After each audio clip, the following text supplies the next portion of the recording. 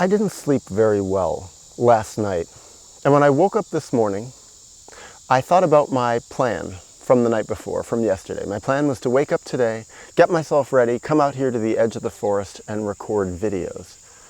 But I woke up tired, and I thought, I just don't know if I'm going to be able to accomplish anything good. I don't know if I'm going to be able to keep my thoughts straight. And then I thought, well, maybe take a day off, Daniel. Maybe just go take a walk this morning. Go take a walk out in the forest, out in nature. Just get centered and be with yourself and relax and think your own thoughts. And then something different popped into my mind. It was just like something from deep within me that's like, no, go and record, Daniel. Record now. You've got an opportunity. Don't miss it. And then I started thinking back about all those times, sometimes months in a row, when I have no opportunity to record videos. And I realized over the last probably solid 2 years, every single morning that I've had an opportunity to be with my camera, my tripod, a chair, some level of privacy and a microphone, I have recorded. And many of those days are few and far between. Sometimes a week, 2 weeks goes by where I have my camera, I have my chair, I have my microphone, and I don't have privacy. I don't have a space to do recording.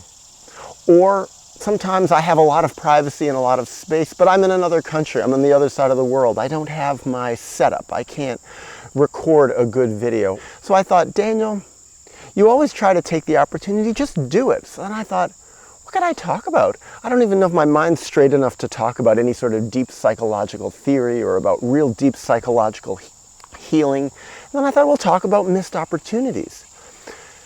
It's such an important issue in my life, and it's part of why I hate missing opportunities. Because for many years, a solid couple of decades in a way, I missed so many opportunities that could have been wonderful, that could have been healing, great relationships, friendships, things that I was closed off to, or I was too hurt and broken and traumatized to be able to engage in. I think of how my childhood crushed me in so many ways.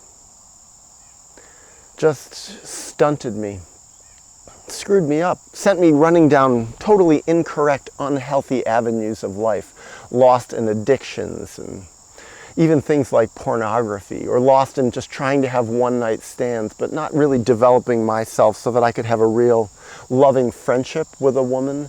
Things like this, waiting to get drunk on the weekends, just so I could feel safe and feel good and feel centered in myself. But it was really like being centered in my false self, further dissociating all my unwanted and painful feelings that were slowly bubbling up so that I could just have a sense of feeling okay and comfortable. I think of all those years I spent studying and studying and studying to get good grades so I could escape from my family, escape from my town, maybe build a good career for myself, give myself some status so that maybe someday a woman would like me and want to be in a relationship with me and marry me. Maybe I could have enough money so that I could buy the things that could build me a false front that would make me feel important and valid in life. And all those years of fighting and struggling to build all these things that ended up being kind of like a big house of cards, because it was all this externalized stuff that wasn't really related to who I was on the inside. So many years of missed opportunities, so many years of so much effort put into things that when I look back on it really didn't mean that much at all, or meant nothing, or wasted the best years of my life in some ways. Now, I think I've talked in other videos about living with regrets and realizing the fruitlessness of it in a way. It can end up just wallowing in pity, or me living with a sort of victim mentality that I can't do anything to take care of my life now and just living in the past. And I don't need to wallow in what wasn't given to me. Instead, my job has been to learn how to give it to myself. And the more I've learned how to give it to myself, the less I've wanted to build a false self and be anything other than who I really am. And what I found so interesting is by becoming who I really am, becoming the real me, the real essence of me that I always was, but for so many years was buried and split off and lost. By becoming this person, I find that I have a surplus, much more now. And that surplus has a fancy word that I see associated with myself now, and that's altruism. And that's a desire to give back, a desire to share who I am, share what I've learned.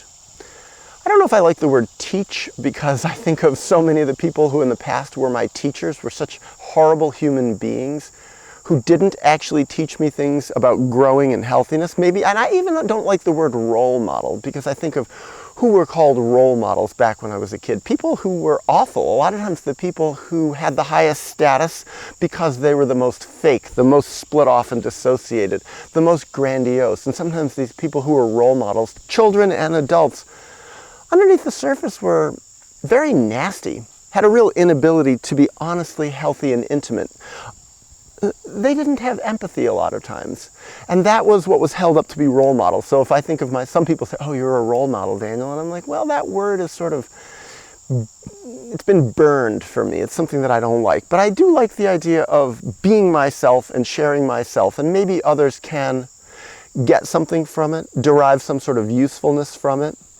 And for me now, that's the opportunity that I have. Because by giving from the surplus of what I've learned to give myself, in some ways I get a lot back. I not only a feeling like I'm being useful, and that gives me self-esteem, but I even I just think even of the comments in these YouTube videos, what people write, and I read it all.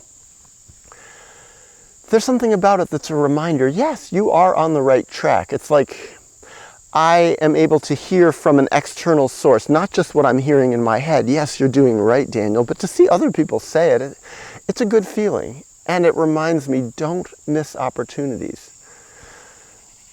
Not saying that going for a walk is wrong, because actually when this is done, I probably will go for a walk and go for a stroll and enjoy this beautiful day. But I know that the time for me to record is in the morning. And the weather is good. Maybe it'll rain tomorrow. Maybe tomorrow I won't have this opportunity. So I didn't want to miss it. And that's really been a very important thing for a long time in my life, to not miss opportunities. And then I think of my life between the ages of 22 and 27. I finished college at 22. I started being a therapist at 27. That's when I went back to grad school and started actually working as a psychotherapist. And in those 5 years, I did a lot of stuff that was productive. Did a lot of traveling around the world on little or no budget, tons of hitchhiking, learning lots of languages or parts of languages, meeting tons of people, having a lot of experiences, doing a lot of jobs, some jobs that I really didn't like, some jobs that I liked better than others, but a lot of time feeling like somehow I wasn't connected with my purpose, feeling very out of joint with society, often feeling very, very lonely and sad, and feeling even ashamed of myself sometimes. Like, wait a second, what am I doing with my life? This isn't my purpose. And just feeling very unhappy a lot. And when I became a therapist, it was something, because I was thinking about this morning, when I was thinking about that idea of missed opportunities and sometimes playing catch up when you do get opportunities. Well, when I got the opportunity to become a therapist, it was like I went in full tilt at so many levels. It was like making up for so many missed opportunities that I had. I had a chance to grow. I had a chance to think about psychology all the time. I had a chance to, in all my free time, devote myself to healing myself. And then in my professional work, in an area where I was learning so much, I could help other people do this. And there was something about it for me that was so absolutely consuming and gratifying and wonderful. It was like magic had come and touched my life. And it was like, Daniel, all those years of frustration and loneliness and not knowing what to do and spending my days walking around random cities, maybe hoping I'd find a friend somewhere, maybe even an animal to look at, or a dog that would follow me that I could pet and I could feed a little bit and have as a friend, anything, homeless people I would sit with just because I wanted to have a desperate conversation with someone, and sometimes they were the only ones who would talk to me.